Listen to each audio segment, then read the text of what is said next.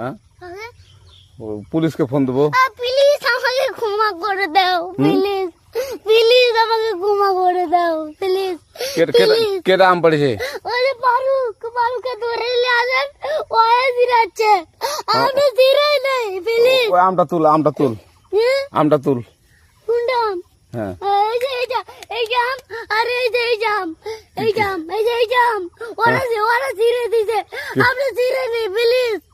হ্যাঁ তো একটু দূরে টাড়া কি ওখানে টাড়া। হ্যাঁ এখন কি করছিস কয়া?